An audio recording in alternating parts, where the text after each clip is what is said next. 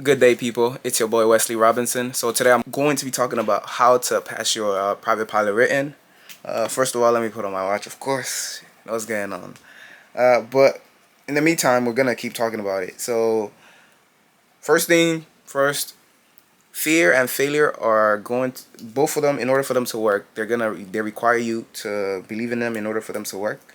We're just gonna just get that in your head. And so as a pilot, you're trying to be a safe pilot. You'll always have to look at your assignment and everything you do in aviation and your study guide. You have to always look at it from a person who's trying to become a safe pilot perspective. All right, let's start this thing off. So first, I would most definitely, the test is broken up into two parts. The private pilot written is broken up into two parts, and the way I broke it down for myself was there is the memorization part of which is the first half of the private pilot written, and the second half is the calculation question. You may be wondering what are the calculation questions and what are the memorization question. For me, the reason why I broke it out into two parts is because the memorization questions will consist of the questions you get from the FAR aim, and basically just the knowledge that you should know, which you will get from the PHAC, and some of the first and as for the calculation question wise would be cross country questions, weight and balance, and any other questions that has to do with numbers. Any questions that really has anything to do with numbers, like a biannual review, a review you must do as a pilot after you get your private. Like I was saying, a biannual review is basically just a review that you must do as a pilot every single year to stay current. And then like another, maybe that would be the in between, the gray areas between calculation and memorization question would be how many takeoff and landings do you need in order to carry passengers during the day and nighttime. The day you need 3 takeoffs and 3 landings, and they don't have to be to a full stop. But during the nighttime, that's where the memorization part comes in. For nighttime, in order for you to carry passengers during the nighttime, you have to do your 3 takes off and 3 landing, but it has to be to a full stop. But little tricks like that those are the things that you would have to pick up on and memorize. That during the nighttime, you would have to do your landing, takeoff and landing to a full stop. Okay, let's continue. So for the resources that I wish someone would have told me to use prior to even taking my written would be just the FAA has the PHAC and all of the study materials that you possibly need up there, uploaded to the FAA website. I'm gonna link the PHAC. The PHAC is basically just the Pilot Handbook of Aeronautical Knowledge. They already have that up there, and then the FAR aim is already, of course, on the internet. But for the FAR aim, you could possibly just search up on YouTube and watch some YouTube videos on what FAR aim. Well, the private pilot ACS would have those informations. What FAR aims would you need? You could just go on YouTube and search up what FAR aims would I need as a private pilot, and trust me, there will be videos already up there for you. In order for you to, of course, pass your private pilot written, you most definitely will have to become a permanent YouTube University student, university member, whichever one you want to call it. But you would have to be a committed YouTube University student. You have to watch the videos, the private pilot videos on YouTube. That's the best way to gain the experience without burning your hand too much, or burning your wallet too much. And also one thing my first flight instructor told me was to learn the knowledge on the ground. Do not try to learn in the aircraft. I learned from this personally, and I would say it again. Make sure you learn on the ground, not in the air. So do all the studying prior to your flight, or always ask your instructor what are we going to, if it's not a part 141, always ask your instructor what are we going to be working on today, and try to make sure you chair flight. You see we got the poster back there of Cessna 172 behind me. Just chair fly it as much as you can. But that's flight side. But let's go back to written. Let's see. Okay, we're done with. Okay, now how I studied was I got the Glime study kit, when I got the study kit, it included, it's all the way up there. It's included the FAR aim, the pilot handbook, the private pilot test prep, and also the ACS, the private pilot oral and ACS study guide, and then a private pilot maneuver handbook. I would highly advise you get the kit.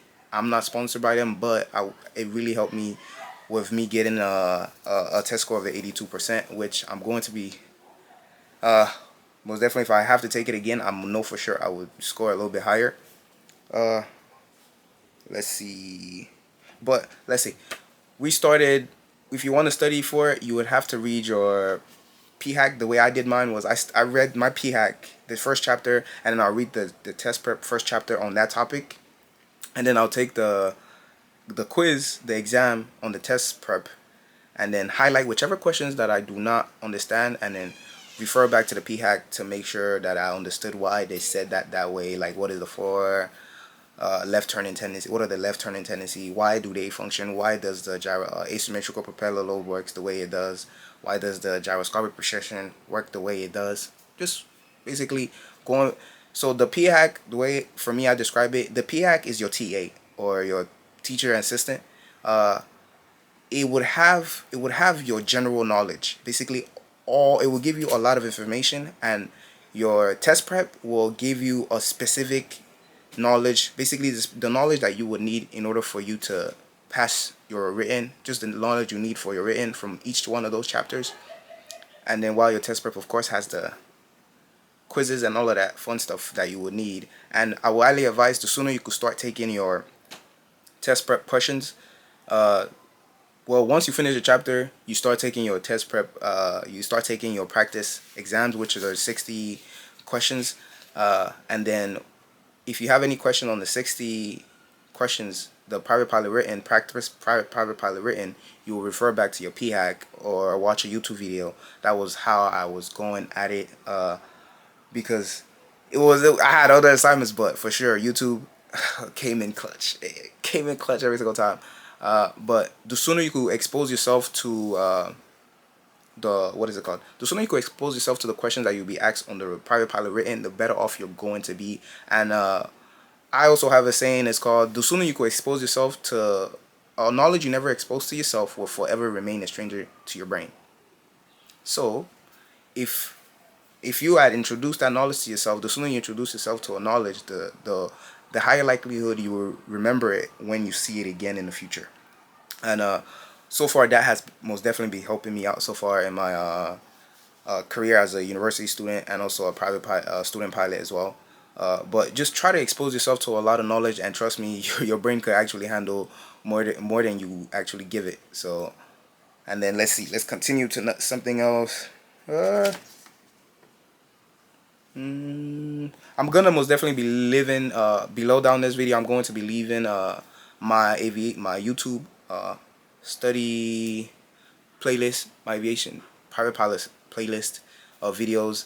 And for the cross country questions, I would highly advise just expose yourself to them and try to do them as soon as possible, and try to do them without any help. Learn it first, try it out.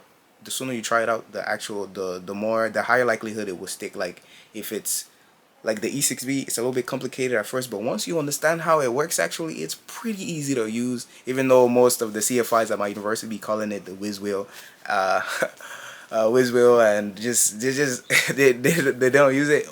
But whichever one you use, you could either use the digital calculator, or you could just use I use the physical one because I really want to immerse myself in the experience, because I don't want to be running looking for batteries and all of that. And the DPE whatever you have in your aircraft, you're going to have to understand how it works. But it don't matter what you have, just be a resourceful person, and you will be good. Because at the end of the day, if you want to change the fate of your generation, you're going to have to be a resourceful person, and a person who do not quit.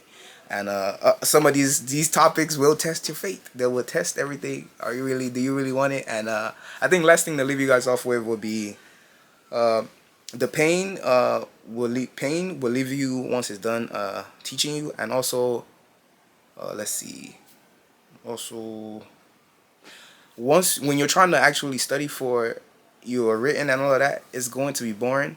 You're gonna feel dumb, because I don't know, but that's the paradox. You're gonna feel dumb trying to learn something new, but just know every single person that came before you was in that same situation. It's just you don't know, but you will know as long as you keep seeking according to God. But other than that, thank you guys very much, and stay tuned for my next video trying to get other people inputs on how they passed and their private pilot rating. Thank you very much. See ya! Don't leave yet, don't leave yet, don't leave yet. Still got one more thing. So future of the video of the channel, we're gonna be bringing up some people who will be talking about their journey so far as a pilot, and also just in general people, some other youth who are making big moves that we do not know about. We'll be bringing them on for them to talk about their success, and this supposed to be a growth channel. So other than that, that's pretty much it. And then bring up some people. Let's recap again. Bring up some people who are doing well in their life or succeeding in their field other than aviation. So it's not just an aviation based YouTube channel. And then of course we got bring up some pilots for my pilot audience, and then also just a positive channel to keep people positive and keep everybody positive on here. Just discuss ideas that I ran into during the week that was like had my brain like, what? I never thought about that. Those type of ideas. So if you have any of that or any quotes or from any one of your books, because we read books over here, because obviously you go into read books, so we read books over here. So if you have any business related books or self-help book related, put it in the channel, not just for me but for the people who are watching the channel. And other than that, people, we go officially close the class. See ya.